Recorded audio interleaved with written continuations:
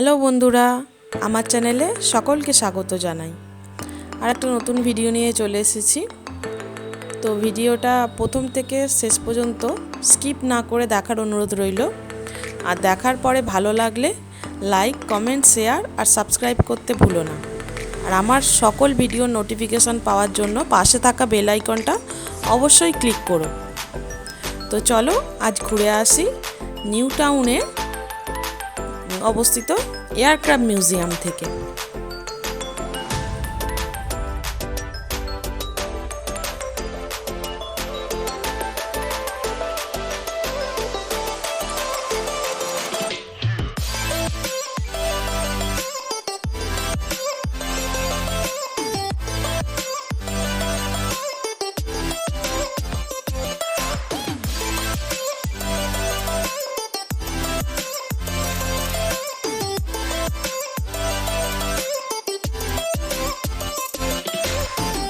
এই যে বাইরের গেটটা এরকম অনেকটা।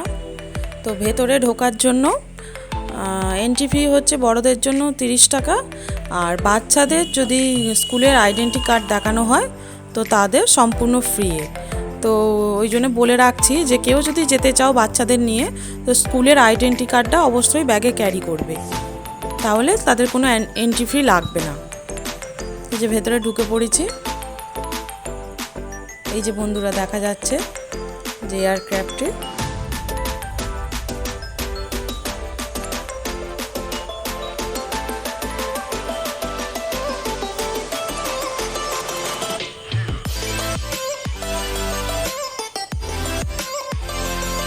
কখনো কেউ হয়তো ভাবতেই পারেনি যে এরকম একটা এয়ারক্রাফট আমরা চড়তে পারবো মাত্র 30 টাকায়।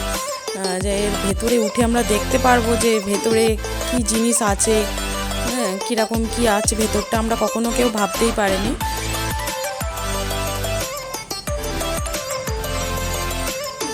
মূলত এই এয়ারক্রাফটটা 1988 সাল থেকে 2017 সাল পর্যন্ত প্রায় 29 বছর ধরে এই বিমানটা আমাদের আর্মির হয়ে কাজ করেছে। আর এই বিমানটা মূলত 3টে যুদ্ধ লড়েছে, তার মধ্যে অন্যতম হলো কার্গিল যুদ্ধ। তো এখানে আসার টাইমিং হচ্ছে দুপুর 2:30 থেকে 8:30 পর্যন্ত। আর সানডে আর হলিডেতে 12টা থেকে 8:30 পর্যন্ত খোলা থাকে।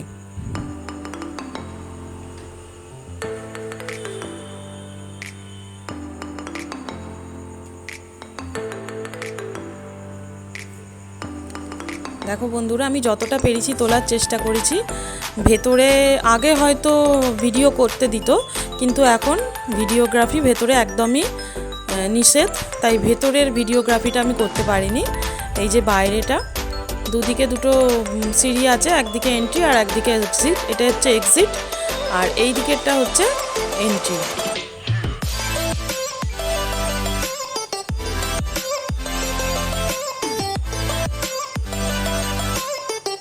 এটা হচ্ছে এন্ট্রি।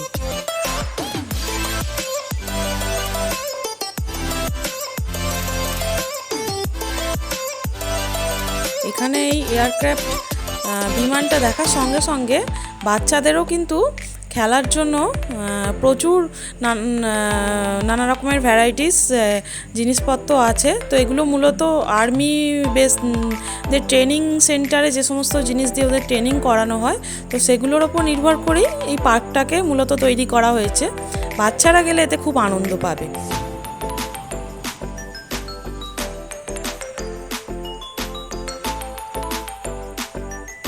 এই যে নানা রকমের ছোটোখাটো বিমান করা হয়েছে, এছাড়া স্লিপ আছে, নানা রকমের জিনিস আছে। দেখছো বন্ধুরা, সমস্ত বাচ্চাই এখানে খুব মজা করছে।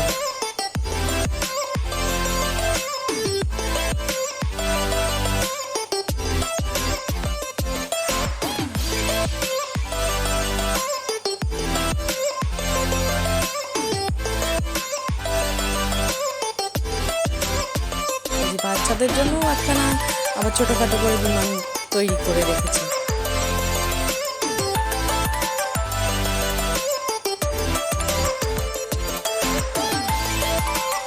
ছেলে তো গিয়ে খুব মজা করেছে, খুব মজা আনন্দ পেয়েছে।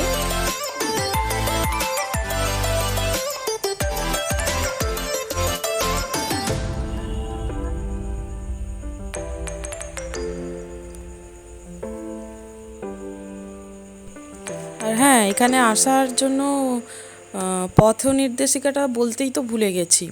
তো এখানে আসতে গেলে কেউ যদি এয়ারপোর্টের দিক থেকে আসতে চাও, তো এয়ারপোর্টের দিক থেকে এসে নিউ টাউন গেট হয়ে বাঁ দিকে সিধে চলে যেতে হবে। এটা একদম নিউ টাউন থানার পাশেই অবস্থিত। আর কেউ যদি মা ফ্লাইওভার হয়ে চিংড়িয়াটা হয়ে আসো, তো সিধে একদম নিউ টাউন গেট হয়ে সিধে একদম চলে যেতে হবে। তো নিউ টাউন থানার পাশেই, একদম পাশেই এটা আছে অবস্থিত।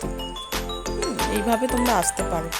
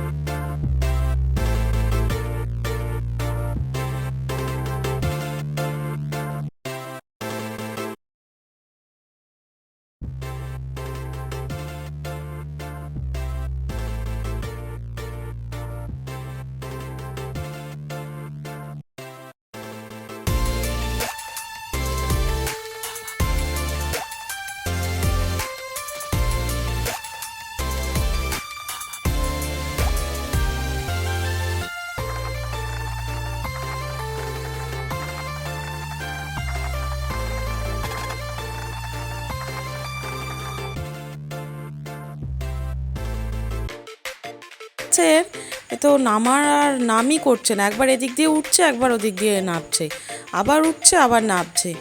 ভুলেই গেছে যে আমাদের বাড়ি যেতে হবে, তো কিছুতেই নামতে চাইছিল না।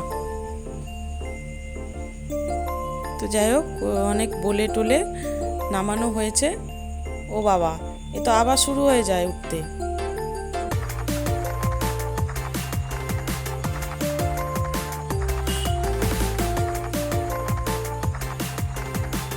এই যে ওপরে উঠে বলছে আমার ছবি।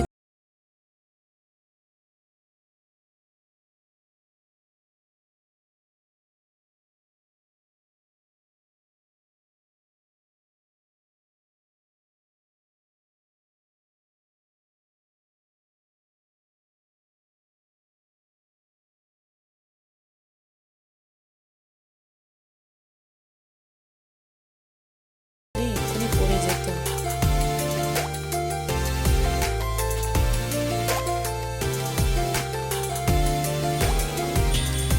অনেক কষ্টে এবার মনে হয় নামছে, আর মনে হচ্ছে উঠবে না।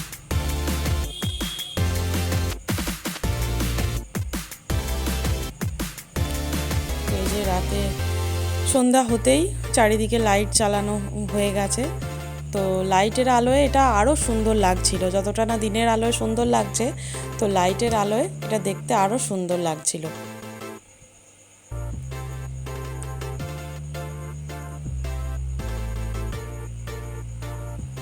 অবশ্যই এখানে একবার তোমরা ঘুরে এসো, খুব ভালো লাগবে।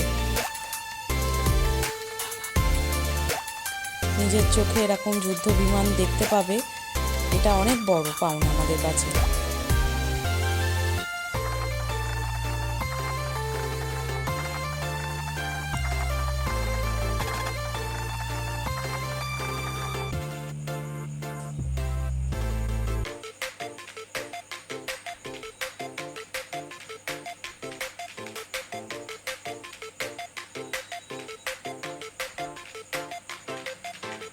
যে বিমানটার নাম IN-317।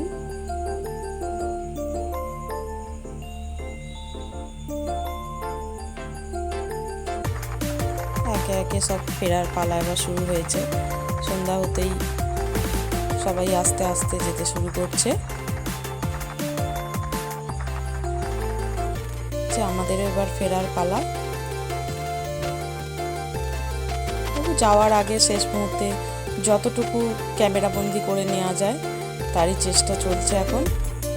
তো বাড়ি ফেরার পথে এই জায়গাটা একটু নেমেছিলাম ট্রিবেগনেতে। তো এখানে এই জায়গাটা মূলত সিটি স্কোয়ার, এটা নিউ টাউন বাস স্ট্যান্ডের খুব কাছে। ওখানে নেবে সেন্ট্রাল মলের দিকে এগিয়ে গেলেই এই জায়গাটা পড়ে। তো সন্ধ্যায় ছোটোখাটো আড্ডা দিতে জায়গাটা খুবই সুন্দর, বাচ্চাদের জন্য খুব ভালো একটা জায়গা, এন্টারটেনমেন্টের জায়গা। এটার পাশেই ক্লক টাওয়ারের পাশে এটা আছে। এখানে নানা ধরনের খাবার দাবার পাওয়া যায়, মোবাইল ভ্যানগুলো এই সমস্ত খাবার দাবার নিয়ে থাকে।